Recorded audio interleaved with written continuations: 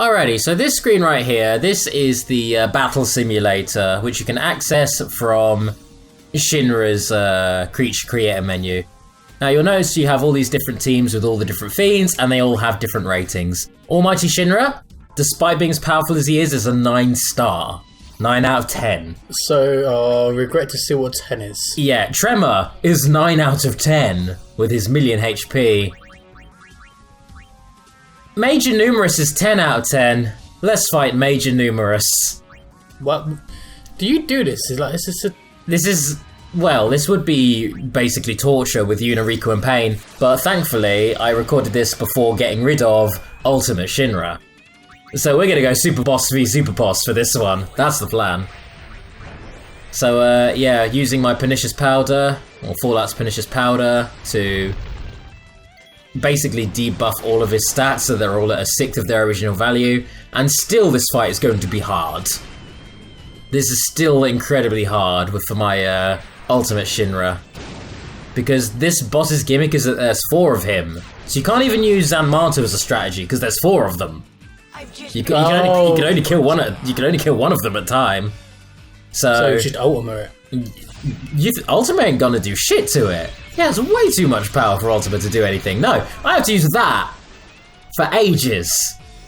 That amount of damage, and that did nothing to him. That was a graze. So I mean, you're tanking pretty much. I'm tanking a lot, yes, but you'll notice as well in the top left, I'm actually using the star mechanic. So if you weren't controlling the fiends with a cheat like I was, the only access you have to controlling them is by raising or lowering those stars on the top left, which incidentally also raise your attack and defense respectively. Okay, yeah. So anytime that 5-star there. Anytime I use Cleon, I'm even artificially boosting its power now by knocking it up to 5 stars and then knocking it back down to 1 when he starts attacking me back. Because every time Major Numerous attacks, he attacks you 4 times with 4 different high-level magic spells. Ah, okay, that would do it. And sometimes incredibly powerful moves that ignore your defenses. Oh, okay. Yeah, there you go. All that health just back. Ignores your defenses. Ignores its own debuffs. So you have to just really... This is a full-on war of attrition now. This is a culmination of all the difficult things that this game has provided thus far. All because of this big snaky boy. I don't think it's too spoilerish to say that Major Numerous is the final boss of Final Fantasy X-2 Last Mission, which is kind of a post-game DLC, which plays like Pokemon Mystery Dungeon. Oh, okay. I'll be showing that off in a couple of videos after this is all done. But, prepare to meet your doom! I love Ultimate Shinra. Yeah, this guy is just disgusting. So this is all it is just Cleon it to death. I'm just Cleoning him down. The thing is, after a while it gets worse because he may have done it already, but he uses Protect on himself. And that means that even Cleon is nerfed, so I have to then start using Fireworks on him as well, because Fireworks ignores the defenses, so yeah. Oh, I know, I say that, I think even Fireworks gets a bit nerfed by the Protect, so... Fuck, there's really not a lot you can do unless you want to start dispelling him, but he'll just put it back on. Obviously, way later in the fight, I edited out about 10-20 minutes of just Cleons isolating the heads away. And you'd think it would get easier, because now he's only attacking 3 times a turn, but the attacks get more vicious when the heads are removed, so...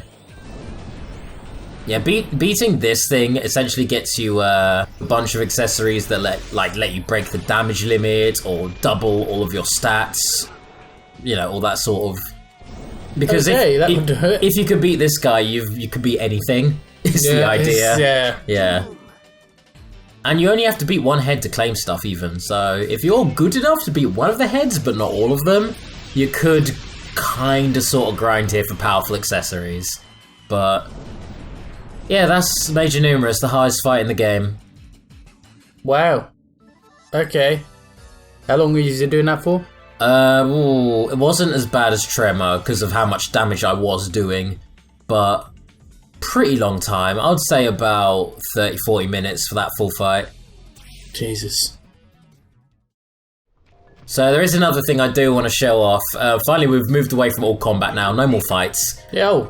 This dungeon, though, I alluded to this dungeon before. This is the Oh, yeah. This is the worst dungeon I've ever seen in a video game because you have to do maths. Fun! I mean, I'm going to let this game show you the tutorial, and I'm going to ask you if you understood it. Okay. Just, I'm going to be quiet. I'll let you read this.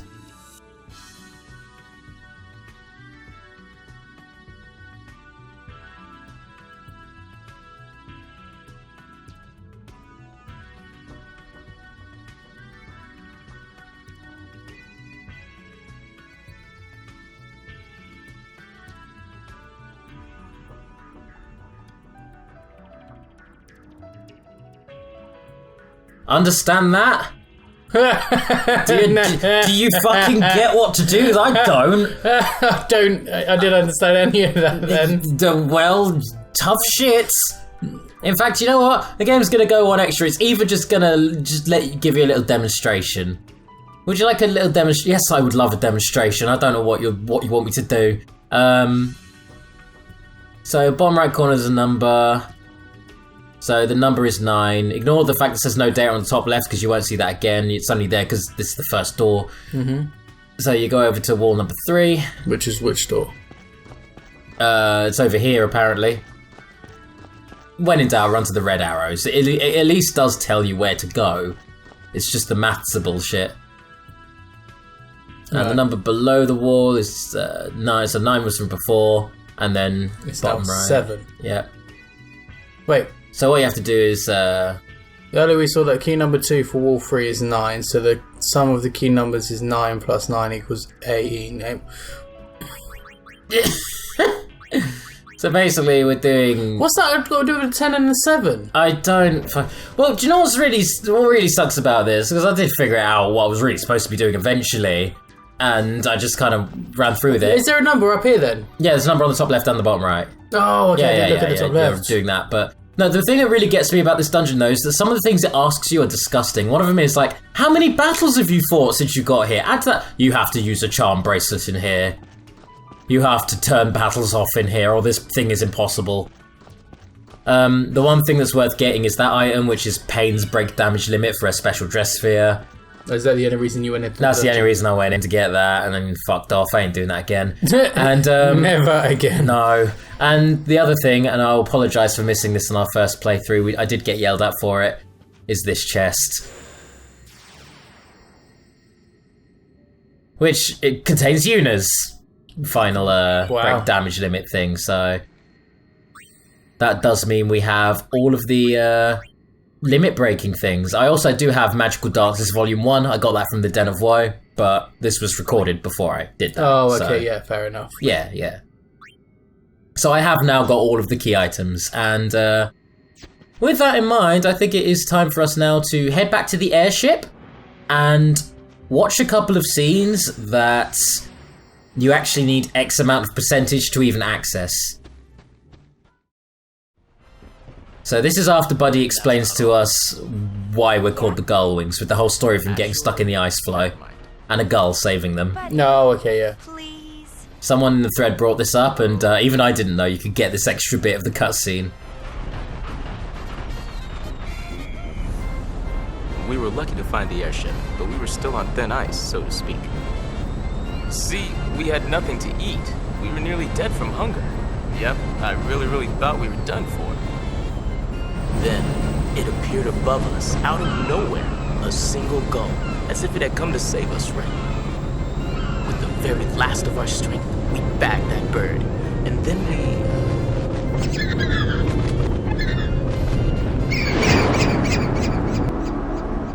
Buddy? What? Yeah, they ate the seagull for which our team is named. They pretty much ate our mascot. That's adorable. I actually think that's quite funny. Well, it's sustenance, and they needed that help. Especially considering Yuna's response is, oh, I'm so horribly offended by that story, I don't want to hear any more. It's not that goddamn bad. It's more funny than anything. And this scene I kind of love, because this is a really nice character scene. This is a good bit of character development between Yuna and Riku, and hints to the fact that if 10-3 was a game, if it is coming out in any respect, I do think Riku should be the main character of it. Why do I always feel like I'm being left behind? Uni, you're changing. You want to change, and Pain's changed a whole bunch.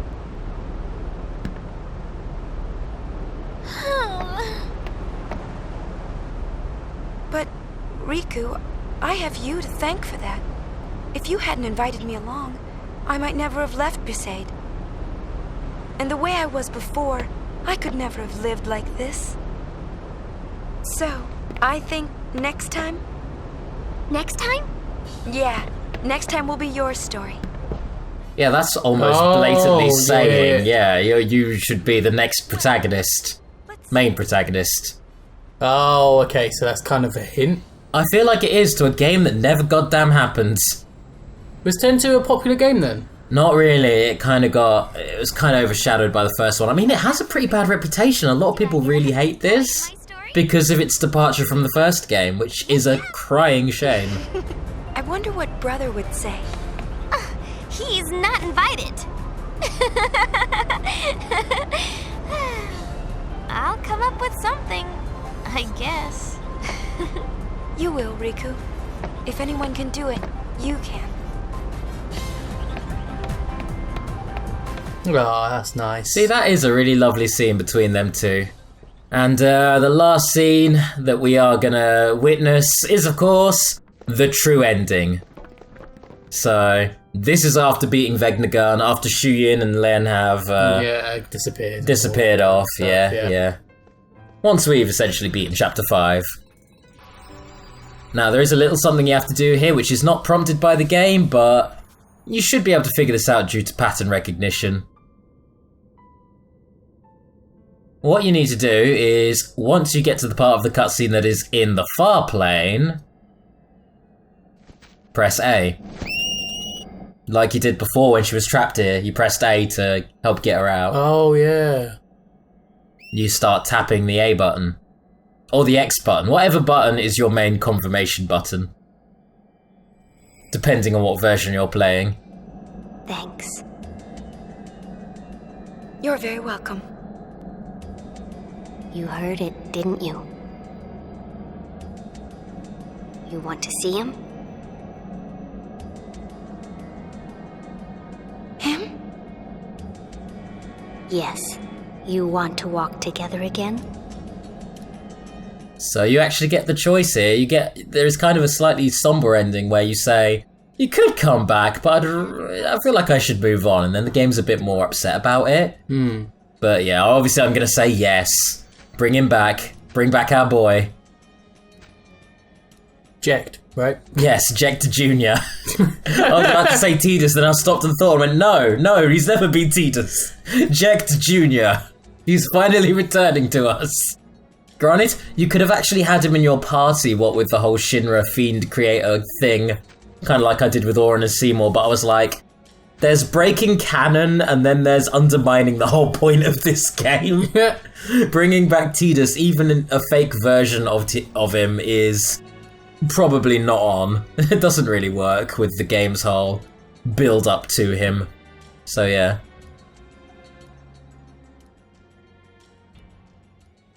But I like this part in particular because this mirrors how the first game ends with the fireflies just kind of flitting around in a void. Yeah.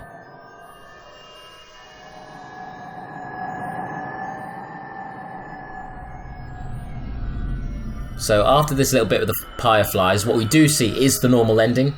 Oh, okay, yeah. Yeah, you still see Nuge, Barreleye, and Gimple give their speech, and the Gullwings fly up in their airship.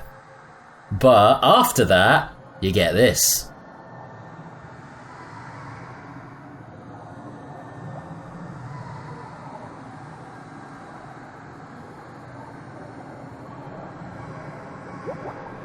He's not dead anymore. He's not unwritten from reality anymore. It's our boy. He's returned to us.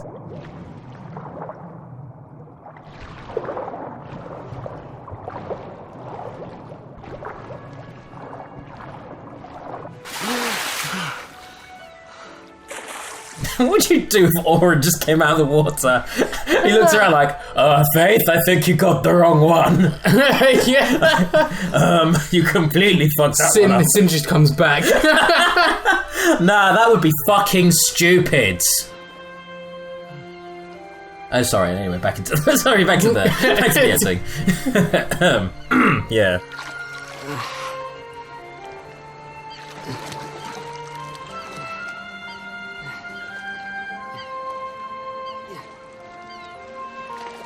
God, look at him just having a nice little strut beside. I wonder if he's in Kingdom Hearts 3 at all. Hope he is. I want to see how he's doing. Oh, so Luffy just gets run over.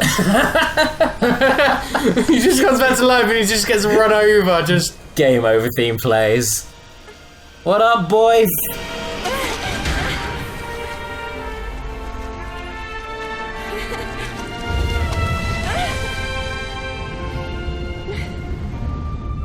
He's like, huh, wow, you, what are you wearing? Oh my god, you look like a Charlie's Angel. Are you real? I think so.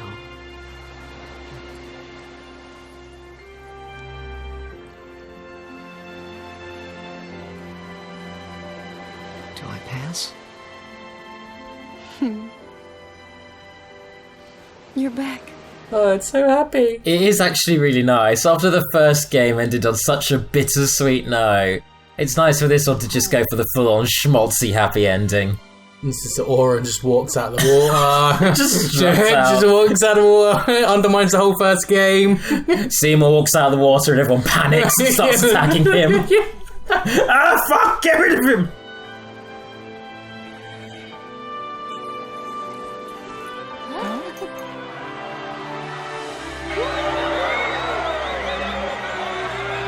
What's up? Who asked you to watch, Waka?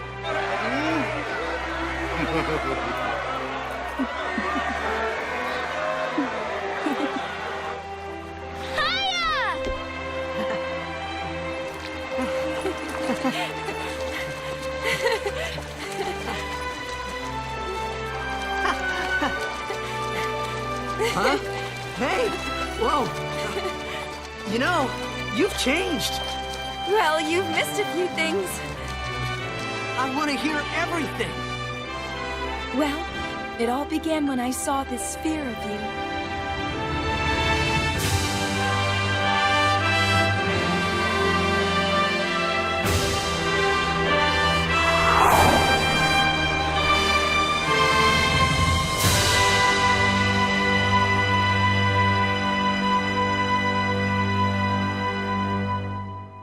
Alright, well, that is it. That is... That's... Wow. This is a post-credit scene, which I believe is a little bonus for getting a full 100%. And it's adorable.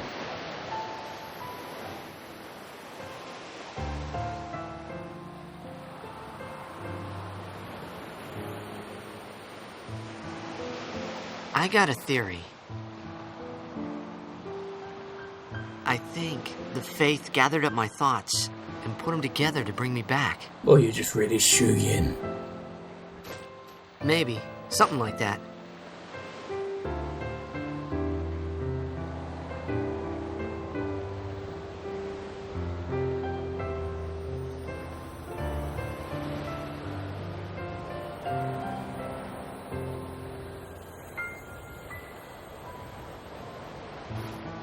Or maybe I'm still a dream.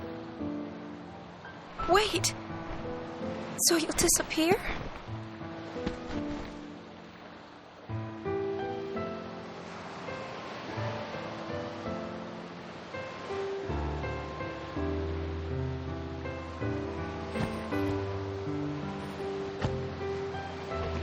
Cherish me, Yuna. And I'll cherish you. All right? We gotta stay together. That's what we have to do.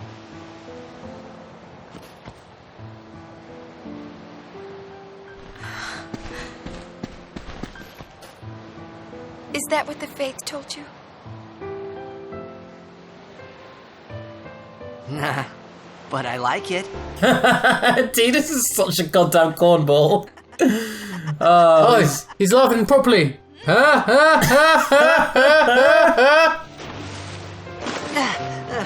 Hey, that's not cherishing.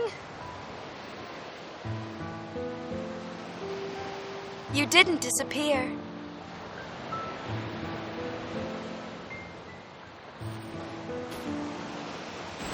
I'm a real boy.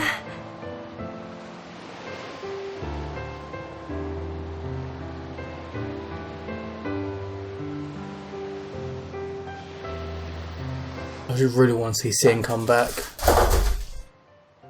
Apparently, that was quite scary there. What? Maybe he will, Sam. Maybe he's already here and knocking over things in our kitchen.